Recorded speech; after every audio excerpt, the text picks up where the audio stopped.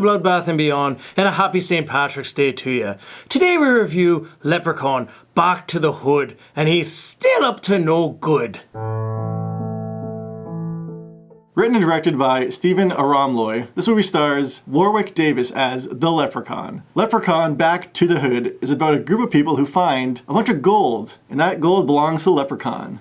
And now he wants it back. So what do we like about this? I really like the comedy in this film. Our comic relief was hilarious. He was Jamie, played by Paige Kennedy, and you may know him if you watch the show Weeds as U-Turn. He just had me in stitches the whole time. That guy was fucking hilarious. My mom's Italian. She like a lot of oregano with her lasagna. I loved that they had close-ups nonstop on his face, just for almost every scene he was in, just because his reactions were over the top. And if you didn't know any better, without him smiling or talking, you would think he's 50 Cent. He looked identical to 50 Cent. And then he just turns into like this big stone, goofy 50 Cent. It's like, they like cut to him and he's like cross-eyed, like smoking a bowl. You're like, what the hell is this guy doing? I really like the cinematography in this film, especially the crane shots, because a lot of the times they just like had these like swoosh pans of the leprechaun either being like in the tree and going down to the ground, or like a vice versa type of deal. But the amount of action shots that were in here, like some of the car scenes where there was a chase scene, it was actually really well done. That lowrider scene, that was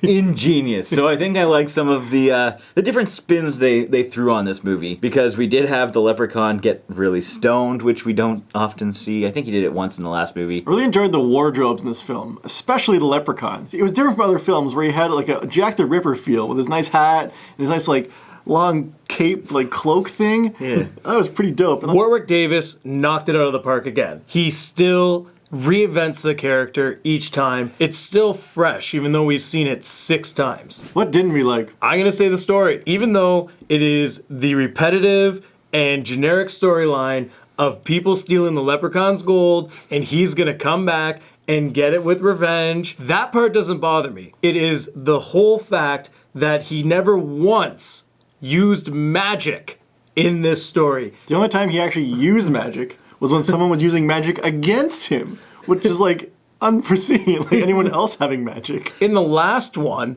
he constantly teleported in and out of places, and in this one, he was just busting down doors with his like bare hands. All the time. I really enjoyed the humor that was in this film, but that's also my biggest dislike in this film. In all the other Leprechauns, there was a lot of humor involved, but the humor was the leprechaun toying with the humans. In this one, it was the humans toying with the leprechaun. We'd get like silly things like him getting bonked in the head and he'd like fall over like, oh, I'm knocked out. And then he'd get back up and murder the humans. And that's my biggest dislike, how much of a pussy the leprechaun was in this. He actually, every single person beat the shit out of him. It was really weighing because it eventually got predictable. Like every human had the upper hand and then they die eventually. Yeah, the same formula for every single person and every encounter with the leprechaun. And the fact that we didn't get to see any of these kills was a big problem. Rory's mistress, or whatever she was, she had a gold tooth made out of the leprechaun's coin.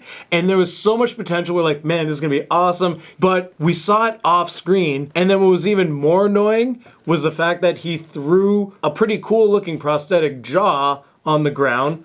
But it made no sense because he ripped like her tooth up here. Having seen all the other Leprechaun movies, one of the best parts about these are how brutal and how gory they are, because he does cool ass illusions and kills people in unique ways that you can't normally do in other horror movies because the limitations of not having magic. In this one, he didn't have magic, so he didn't do any of the cool killings. And like one of the major plot holes is that one of the killing devices that they decided to use was to like drain him of his magic. So we know he has magic.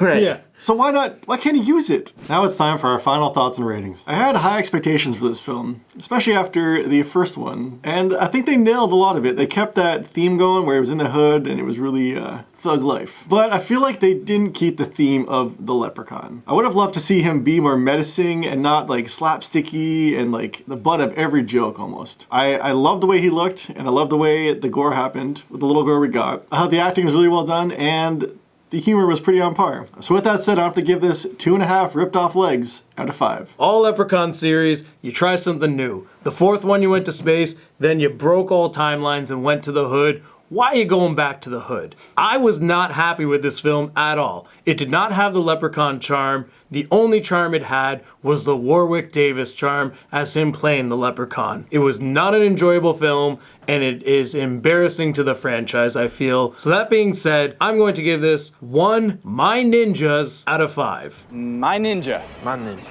The Leprechaun series I love because of the unique kills and the funny one-liners that Warwick Davis has as the Leprechaun. Unfortunately, he didn't have many one-liners, and the ones that he did weren't funny, and there was no gore. I did like some of the comedy from some of like the other cast, but it wasn't enough to make this worth watching ever again. So I'm gonna give this 2 Leprechauns hotboxing a fridge out of 5. As always, thank you for watching. Like this video and comment below with your thoughts on the film. And what's your favorite Warwick Davis movie? I'm a big fan of Willow. I will second that. If you haven't already, please subscribe to the channel to stay updated with everything we're doing here on Bloodbath and beyond.